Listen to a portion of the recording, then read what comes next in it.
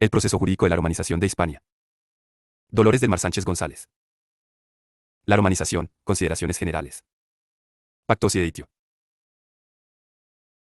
En el año 218 A, las tropas romanas desembarcan en la península con motivo de la guerra emprendida contra los cartagineses, pero pronto los romanos comprobarían el potencial económico existente en la península, iniciándose una lenta conquista y posterior romanización del territorio. El desembarco romano en Ampurias fue el inicio de un proceso que culminaría en el año 19 A.C., cuando Augusto legó al norte de la península pacificando a cántabros y astures. Es evidente que el grado de romanización de los pueblos del norte peninsular no tuvo nada que ver con el que se produjo en el sur, Roma. Nizado desde 2 siglos antes. Los agentes esenciales de esa romanización fueron primordialmente el ejército romano y los colonos. El ejército romano desempeñó un papel excepcional no solo la presencia continua en el territorio provincial de contingentes de soldados. Ciudadanos romanos, que una vez licenciados permanecían como veteranos, normalmente asentados en colonias y con frecuencia contrayendo matrimonio con esposas indígenas, sino también por la incorporación paulatina al mismo de población autóctona. Asimismo, la migración de colonos y hombres de negocio supuso el desplazamiento de una población civil, procedente en su mayoría de la península itálica, que acudió a explotarlos. Recursos potenciales del territorio, y que intervino de manera activa como factor de difusión de la cultura romana y, en definitiva, de la romanización. El derecho romano era un privilegio. El status civitatis no se imponía por la fuerza, sino que era una concesión beneficiosa. Ser ciudadano romano exponía a pertenecer a la élite dominadora, estar libre de la condición de súbdito, disfrutar de una serie de ventajas jurídico-políticas. Los romanos respetaron la constitución política de todos aquellos pueblos que se sometían a Roma, siempre que ello no perjudicase a sus intereses. En la antigüedad regía el principio de la personalidad de las leyes, según el cual las personas se rigen por el derecho de su propio pueblo, en virtud de ello. Solo los ciudadanos romanos tenían ciudadanía plena y podían aplicar el derecho romano a sus relaciones jurídicas. De ahí que la extensión del derecho romano a la península fuera peculiar. En primer lugar, la romanización jurídica, en cuanto proceso de integración jurídica dentro del ámbito romano, fue gradual y paulatina, no siguiendo el mismo ritmo en todas las regiones, y fue paralela a la romanización cultural, en segundo lugar, porque jurídicamente no supuso la aplicación del derecho romano sin más, tal y como se concebía en Roma, sino que éste se vio influenciado por los derechos indígenas y, evolucionando internamente, ocasionaría el llamado derecho romano vulgar. Además, hay que distinguir dos formas en la incorporación de los pueblos indígenas: foeus o pacto editio rendición. El foeus es un pacto o tratado suscrito entre el pueblo romano y un pueblo aliado, por medio del cual este último se sometía voluntaria y pacíficamente a la autoridad de Roma, o al menos, a la autoridad de las personas que la representaban. Dicho foeus podía ser aecum, de igualdad, o inicum, de desigualdad. En el primer caso, la ciudad indígena se incorporaba a Roma con carácter de federada y adquiría la condición de libre, lo que significaba que conservaba su capacidad decisoria. En el segundo, no se reconocía la soberanía de la ciudad indígena, por lo que la misma debía seguir los dictados de Roma. Además de pagar un estipendum o tributo, adquiriendo la consideración stipendiaria. Pero podía ocurrir que la ciudad indígena no se sometiese voluntariamente, sino que opusiese resistencia a la autoridad romana, incurriendo así en deditio, entrega, ante estas ciudades Roma tenía dos alternativas, o aniquilarlas, en cuyo caso el territorio pasaba directamente a su poder, o respetarse, convirtiéndose en ciudades dediticias, que en muchas ocasiones tenían que pagar también un stipendium, y por lo tanto serían también estipendiarias. El proceso de incorporación del territorio se completa con la deductio Colonia, fundación de una colonia en un terreno donde no existía ningún asentamiento previo, y el gran papel que desempeñaron las bases militares en la romanización. 2. Ciudadanos, latinos y peregrinos. Para el derecho romano existen diferentes posiciones jurídicas en función de la relación de los individuos con el mismo. 1.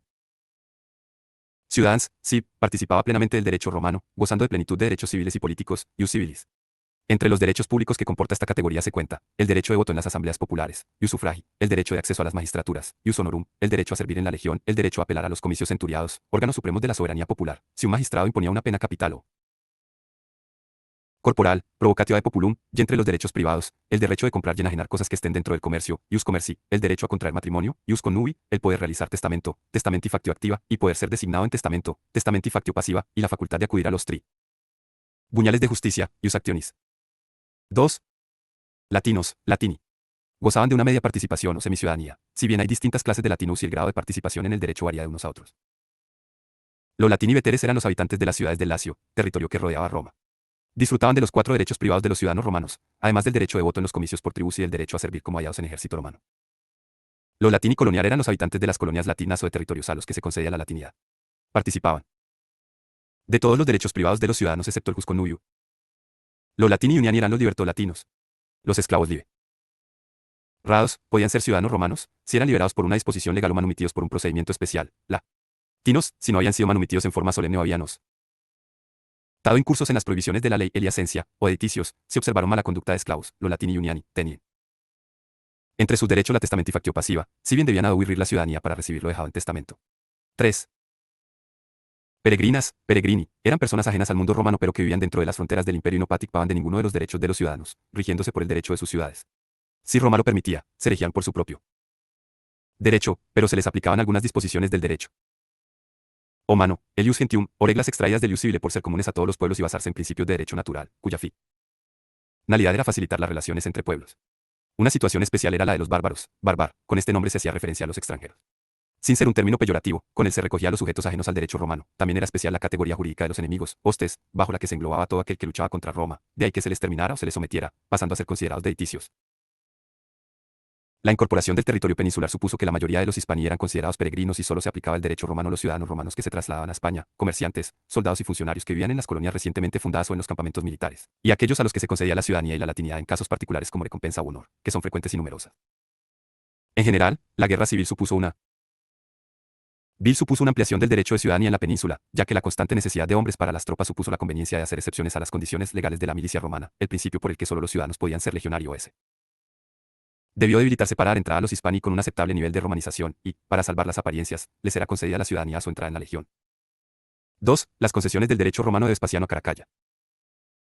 En el año 73 a 74 el emperador Vespasiano concedió el iulatio a todas las ciudades de la península, en gratitud por la fidelidad de sus habitantes en momentos políticos difíciles. Carecemos del texto de la concesión que supone que los hispanos recibieran la condición de latinicolonial y lo que supuso que muchas ciudades indígenas pudiesen organizarse como municipios romanos, es decir, dotados de los órganos de la Constitución romana, curia o senado y magistraturas municipales, mediante una serie de leyes especiales, algunas de las cuales se estudian más adelante.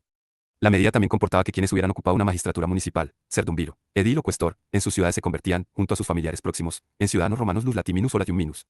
Al renovarse estas magistraturas de forma anual, en las ciudades fue cada vez mayor el número de ciudadanos. A ello hay que añadir que en el siglo, quizás a partir de Adriano, 117 a 138, la medida se amplió permitiéndose el acceso a la ciudad.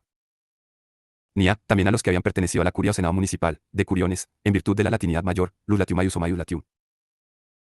El emperador Antonino Caracalla otorgó en los años 212-212 mediante una constitución, conocida como Constitución Antoniniana, a todos los súbditos del Imperio Romano la ciudadanía exceptuando a los deiticios. Aunque la disposición habla de la existencia de motivos religiosos para tal concesión, agradecer a los dioses la victoria, en realidad tuvo importantes efectos fiscales pues dado que solo los ciudadanos romanos pagaban determinados impuestos, al aumentar el número de los mismos estaba incrementando el volumen de ingresos a percibir por el Estado. La medida tuvo alcance general para todos los súbditos del imperio, que en el caso de España supuso la culminación del proceso de romanización ya tiempo atrás, ya que con la concesión general se logró la territorialza del derecho, es decir un derecho único para todos los habitantes del territorio. En torno al verdadero alcance de la disposición de Caracalla, dada la existencia de una restricción que afectaba a los deiticios, hay varias interpretaciones.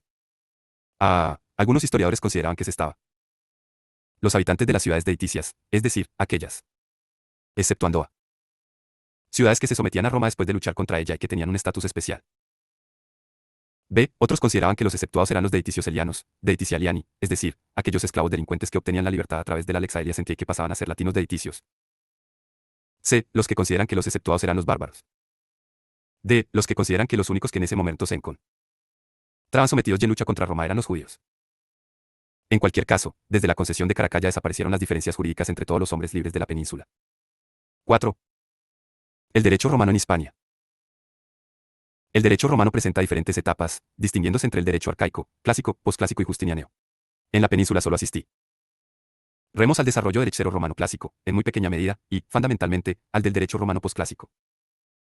Son fuentes del derecho romano las leyes, los senado-consultos, las constituciones, los edictos y la jurisprudencia.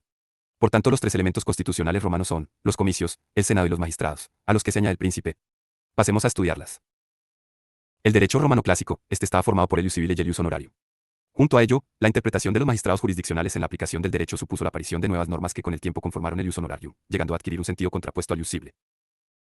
Respecto a las leyes, en un sentido amplio, proceden de los órganos competentes primero de la República y después del Principado. Según la participación de los comicios asambleas en la formulación de las leyes debemos distinguir entre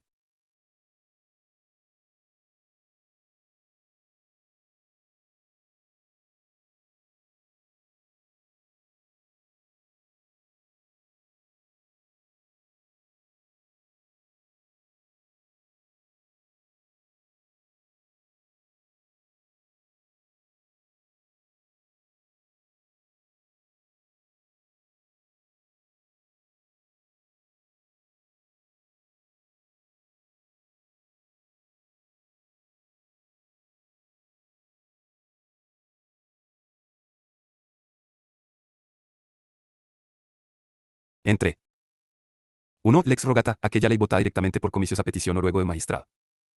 2. Lex data. La promulgada por un magistrado romano en virtud de una autorización previa de la Asamblea.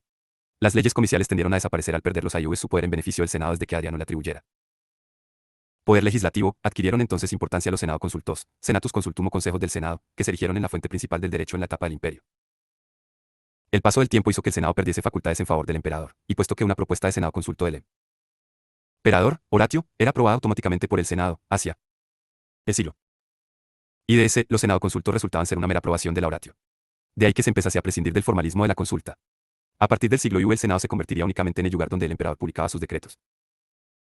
El emperador, que hasta el siglo I había centrado su actividad en el derecho público, extendiéndola mediante la emisión de leges datae, en virtud de la delegación del pueblo romano, en el siglo I alcanzaría un mayor grado de poder legislativo, ampliando sus facultades al derecho privado. El incremento del poder imperial se concretó en el ejercicio de una efectiva facultad legislativa mediante la promulgación de disposiciones con valor legal. El ius es producto de la actividad privada de juristas, es decir, la jurisprudencia, en cuanto que ésta contaba con el apoyo oficial, publiceo. Jugó un papel decisivo a la hora de ampliar el derecho a través de los responsa o dictámenes que emitían los juristas a petición de las partes o del propio juez. Los juristas eran prácticos en derecho, por ello concebían el mismo como una serie de problemas, casus, que tenían que resolver interpretándolos de acuerdo con la razón y la ética. El us honorarium completaba el ius civile. Civile y era el resultado de la dad jurisdiccional de los magistrados romanos, en especial del pretor urbano. Así. Este derecho tuvo mucha importancia hasta, y en especial en los últimos siglos de la República, decreciendo por efecto de la legislación imperial. Jurisprudencia y de. Los pretores formulaban decreta para casos concretos y dictabandos, designándose con este nombre cualquier acto notificado por el pretor, la va. De la actuación jurisdiccional es el edicto del pretor, un conjunto de publicadas por los pretores y otros magistrados al comienzo de su magistrato anual, en el que se señalaban las normas, en su mayoría de carácter proce. Normas S. Sal, a seguir y los formularios que se iban a utilizar. El edicto tenía, pues, la vigencia de un año y no obligaba a los pretores siguientes en el puesto, que podían dictar un edictum novum o conservar los criterios de su antecesor, y a práctica de conservar el edicto del predecesor, modificando tan solo la parte anticuada e introduciendo lo nuevo, convirtió el edicto en translaticium, en un deseo de evitar conflictos con el emperador. Por ello, hacia el año 130 c, por orden de Adriano, el texto del edicto se hizo fijo conociéndose como edictum perpetuum, pudiendo modificarlo solo el príncipe. La Constitución antoniniana supuso la implantación de un sistema único de fuentes, el ius civile y la aparición del derecho romano posclásico. Desde Diocleciano la figura del emperador perdió definitivamente su carácter de magistrado romano para convertirse en el único legislador, de ahí que dicta y mandata desaparecieran, existiendo tan solo lex. A pesar de estas transformaciones, el establecimiento de un nuevo derecho se hacía mediante edictos, lex edictales, hasta el SU en que se acudió a la pragmática, carta del emperador, y la notatio, respuesta a consultas de particulares al margen del escrito. Las fuentes del derecho romano postclásico son leges, legislación imperial que por su abundancia fiere copiladas de tiempos de Diocleciano para facilitar su manejo y evitar confusiones. Con el tiempo se hizo necesaria una reelaboración u edición de estas recopilaciones, dando lugar a los siguientes textos. Codex Gregorianus.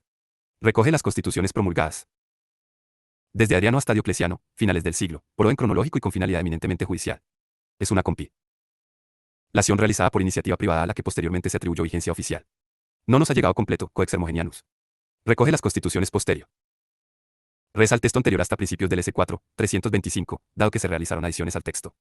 También fue realizada por iniciativa privada. Codex Teodosianus. Promulgado para Oriente por el emperador Teodosio y aceptado para Occidente por Valentiniano II. Esta sería la primera obra realizada por iniciativa oficial. Recopilaba la legislación imperial desde el año 312 hasta el 438, derogándolas. Constituciones anteriores no recogidas en el Codex Justinianus. La fecha de la primera publicación del código se realizó el 529, pero sin el digesto Pandectas, que recogía los escritos de jurisprudencia, que vio la luz el año 533, al igual que las instituciones, obra dedicada a la enseñanza del derecho. Fue revisado en el año 534 y publicado bajo el título Codex Justinianus Repetita Praelectionis. Poco después aparecerían las novelas en las que se recogen las últimas constituciones imperiales que habían aparecido. Al conjunto de obras de Justiniano el Código, el Dixto, las instituciones y las novelas, se denomina desde el siglo XV y Corpus Juris Civilis, y su trascendencia es enorme para la llamada recepción del derecho común en la península a partir de mediados del siglo X y I, como veremos en su momento. Jura, derecho de los juristas, su importancia descendió hacia el siglo II al perderse el contacto con la literatura jurídica clásica de los grandes juristas. Los juristas actuaban como consejeros del emperador, permaneciendo desconocida y anónima su labor, aunque al principio mantuvieron un cierto contacto con las obras de los clásicos, su labor significó la desvirtualización de aquellos. Esta pérdida del conocimiento de los juristas clásicos se incrementó hasta el punto de sustituirse el derecho técnico por el derecho romano vulgar, del que hablaremos más adelante. Dado que las alegaciones en los juicios de los Iurano eran fáciles de comprobar, se adoptaron medidas restrictivas a las alegaciones tales como la ley de citas del año 426 de Teodosio que delimitaba el número de juristas ale. Gabes enjuició a Papiniano, Paulo, Ulpiano, Gallo y Modestino. Que, en caso de discordancias entre estos, se estaría a la mayoría de las nes, y en caso de empate o igualdad prevalecería la opinión de Papiniano, no. Está leyendo. Opinión. Fue esta la primera de las disposiciones de este tipo, pero sí la más importante. A partir del S4, y sobre todo en el SV, se desarrollaron en serie de escuelas, Constantinopla, Beirut, cuyos profesores se hacer síntesis jurídicas. Oriente una. Dedicaban a. No hacían textos nuevos sino que comentaban los clásicos, sintetizándolos, justaponiéndolos y comparándolos. Así surgirán dos colecciones mixtas, los Fragmenta Vaticana, 350-438, que recoge textos de Piniano, Ulpiano, Paulo, así como constituciones imperiales, y la Collatio Legum Mosaicarum et Romanarum, principios del SV, que recoge fragmento Deus de los cinco juristas principales, así como constituciones mezcladas con el derecho hebraico. Ambas colecciones trataban de sustituir los textos originales clásicos en la enseñanza. Fruto de la actividad de la escuela de Berito. Beirut, fue el Codex Justinianus, año 534, una compilación oficial del Ejes Jiraque, en un deseo de determinar el derecho vigente, se realizó en varias etapas, como hemos señalado, no teniendo repercusiones en la península hasta mediados del siglo XI. El derecho romano vulgar. Es posible hablar de una total incorporación de la península al derecho romano hasta el año 212. Así, la romanización jurídica de la península se realizó sobre todo en la época posclásica, mediante el derecho romano vulgar, en el tránsito del periodo posclásico al justinianeo, todo lo que se realiza en derecho rechaza al derecho romano clásico. En esa época se produjo una intromisión de los juristas legos en la interpretación del derecho, por haber desaparecido la jurisprudencia clásica. Dicha intromisión hizo, por ejemplo, que se redactasen las interpretaciones que resumían los textos clásicos y que las mismas se divulgasen hasta el punto de que ya en el siglo y todo el derecho tuviese estas características. A este fenómeno se le ha llamado derecho romano vulgar, pero la formación del concepto es muy compleja. La expresión derecho romano vulgar se utiliza para designar con ella una degeneración de los modelos clásicos. Un derecho romano corrompido se aplicó desde Constantino hasta fines del siglo VI. Sería el derecho práctico en las provincias, motivado por la desaparición de los juristas clásicos y la Cancillería imperial. Los factores que contribuyeron al fenómeno de la vulgarización del derecho romano fueron la concesión de la ciudadanía en el año 212 más que romanizar a los indígenas, supuso la provincialización del derecho romano en cuanto que supuso la incorporación del derecho indígena al derecho romano. Los contactos con el derecho germánico y con los derechos indígenas. La crisis del Bajo Imperio que produjo un vacío de poder, de forma tal que las provincias y el derecho que en ellas se practicaba, fueron adquiriendo entidad propia. La influencia de la Iglesia, que hizo que el derecho romano se adecuara a sus postulados morales. La desaparición de los juristas expertos en derecho romano clásico y la transformación de estos en meros funcionarios imperiales. La enseñanza del derecho mediante resímenes de los textos jurídicos. En definitiva, el derecho romano vulgar supone un vaciado de contenido de las categorías jurídicas, aunque también su flexibilización, que se manifiesta de forma evidente en el derecho privado que se aplicó en la península, es un derecho de la práctica, un derecho vivido frente al derecho teórico. Explotaciones agrarias y origen del régimen señorial. La agricultura fue la principal fuente de riqueza económica del Imperio Otomano en torno a la cual giraban la mayoría de las restantes actividades económicas. En el caso de España, sus características especiales para el cultivo de cereales, vid y olivo la posicionaron como un abastecedor principal dentro del imperio. Ya hemos señalado que el suelo provincial pertenecía al Estado romano, razón por la que se exigía el pago de un canon al fiscero romano, vectigal, o de contribución territorial en reconocimiento de dominio. Si el terreno se había incorporado de forma pacífica, sus habitantes y disfrute de las tierras, bien por el pago del vectigal. Continuaban con el uso del vectigal, bien por el arrendamiento de tierras a los romanos a los que la tierra se había asignado, mientras que en los casos de etio las tierras pasaban a integrar el hager públicos. La posesión de la tierra fue objeto de inversión por cualquiera que alcanzara un cierto renombre y aspirase a convertirse en clase dirigente de una misma manera los campesinos que carecían de propiedades, plebs rusticae. Eran la clase más baja existente, germen de una clase social nueva llamada enelonata, por debajo de los cuales se encontraban los esclavos, que eran los y solían dedicarse fundamentalmente a las tareas agrícolas. La asimilación de diferentes territorios facilitó el reparto de las tierras, centuriación, ya que cada lote parcelas de tierra se denominaba centuria, entre los romanos colonizadores, fundamentalmente los soldados licenciados, para su aprovechamiento, resultando de las mismas una propiedad rural concentrada en escasas manos, generalmente miembros de las clases dirigentes. Estas parcelas se convertían en los graneros y centros de explotación de los recursos, se abastecían a las ciudades y, por ende, las únicas que pudieron resistir la crisis que llegó tiempo después. Las villas, villae, o casas de labranza hispano-romanas no eran simplemente eso, sino que eran unidades de explotación, ya que con su denominación se hacía referencia también a las tierras a labrar, fundus, de entre 1000 y 1500 hectáreas en un principio, así como los edificios dedicados al almacenamiento, organización y reparto del trabajo y los productos obtenidos en leyes explotaciones agrícolas. En ella convivían el señor, dominus, con sus esclavos y campesinos o labriegos, englobando generalmente grandes extensiones de terreno que organizaban toda la vida ideológica y ritual en torno a la vivienda del señor. No obstante, la villa era dirigida y administrada por un encargado o administrador, villicus, que daba cuenta al señor de la tierra de su gestión. Eran sitios minuciosamente seleccionados en función de las características del terreno, las necesidades personales y las vías de comunicación. La acumulación de tierras y la escasez de esclavos que se produce a partir del siglo I produjo que las propiedades se incrementasen y que los señores acudieran a la práctica del cultivo mediante la figura del precario, cesión revocable en gul. Cualquier momento, o de la parcería, con la parua, a terceros arrendatarios que eran campesinos libres sin tierras pero que terminaron con tienden a parceros a sus hijos que ven su condición cada vez más pendiente del propietario del fundo. En muchas ocasiones los pequeños propietarios incluso tuvieron que acudir a acuerdos clientelares para solicitar la protección de los más poderosos. En lo latifundio lo habitual es que existe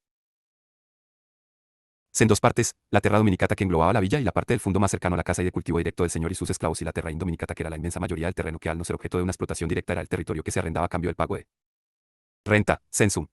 La decadencia de las ciudades operante desde el siglo I debido a la crisis. Y la presencia de inestabilidad, descontrol e invasiones bárbaras, facilitó una potenciación de las villas ante el traslado al campo de las clases privilegiadas, si bien el sistema entró en recesión a finales del siglo IV. Los latifundistas se comenzaron a acumular derechos no solo sobre las tierras sino también sobre los campesinos que las trabajaban, obligándoles a realizar determinadas tareas para ellos, recaudando impuestos y administrando justicia en sus territorios independientemente de la administración provincial y municipal, lo que supuso el origen del régimen señorial que se potenciará en la Edad Media. Bill, la crisis del Bajo Imperio, la adscripción de los oficios y el patronato. El Bajo Imperio Romano, 284 a 476, coincide con un deterioro de las instituciones y la imposibilidad de gobernar la inmensidad del territorio comprendido dentro del mismo, debido a una fuerte crisis política fruto de las intrigas palaciegas, la anarquía militar y el asesinato como práctica habitual de acceder al poder. Las luchas civiles produjeron importantes desórdenes políticos, dado que la administración civil pasó a estar vinculada directamente al emperador gobernante, lo que suponía un grave deterioro. Cuando se producía un cambio de gobierno, cambios en la mayoría de los casos se producían por golpes de Estado. Ello hay que añadir una profunda crisis económica fruto de la inflación incontrolable y del control de precios. El edicto de precios de Diocleciano intentó mantener el precio máximo de los bienes básicos y fijar salarios, que potenció la bancarrota del Estado, la dificultad de las comunicaciones, los abusos de los brands terratenientes, el bandolerismo, el debilitamiento del sistema monetario tras las manipulaciones del Estado para obtener más recursos, añadie. Domenares inferiores a las monedas sin reducir su valor nominal, y la extensión de las llamadas invasiones bárbaras. Como consecuencia de todo, estructura social sufre grandes transformaciones. Ello la nivel social se crea una especie de antagonismo entre el campo y la ciudad debido a la actitud de bloqueo de los terratenientes que egoístamente cada vez acapara más poder y control, acrecentando la división social entre las ses dirigentes, honestiores, y los dirigidos, humiliores. Muchos pequeños campesinos tuvieron que abandonar sus tierras a cambio de protección, convirtiéndose en colonos de los extensos latifundios, al igual que ocurrió con muchos habitantes de muchas ciudades, con la crisis del siglo y se vieron a boca. Dos, a no poder abandonar los campos de cultivo, dado que como la población rural se convierte en el principal soporte del Estado, para superar la crisis se adscribió hereditariamente a los individuos al puesto o función que desempeñaban. De esta manera, los hijos tienen que continuar desempeñando las profesiones de sus padres. Así los curiales o miembros de los senados municipales quedan adscritos a su curia, los artesanos a los colegia o corporaciones de sus oficios, los soldados al ejército y los campesinos a trabajar la tierra en sus respectivas parcelas. Esto último supuso también que los pequeños campesinos libres se vincularan inexorablemente a la tierra, sin poder abandonarla para evitar que los campos quedasen desiertos. Ello junto a la inseguridad y la anarquía propició la práctica del establecimiento de vínculos privados de dependencia de estas personas, sientes, respecto de los grandes latifundistas, patronos, a fin de garantizarse protección, ante la imposibilidad del Estado de imponer ningún tipo de control. La clientela pasó a denominarse encomenda. Si uno patrocinio y suponía que el cliente prestase un juramento de fidelidad y determinadas prestaciones al patrono a cambio de poder seguir cultivando la tierra en paz, existieron diferentes modalidades de encomendación. La de los pequeños poseedores que entregan sus tierras a un gran non propietario, paga continuar cultivándolas a cambio del pago de un K. Las de los que prestan ayuda militar al patrono a cambio de ir más y subsistencia convirtiéndose en soldados particulares, buxellari. La de toda una aldea que se somete al patrocinio. Aunque los emperadores trataron de regular estas prácticas fue imposible desterrarlas en su totalidad.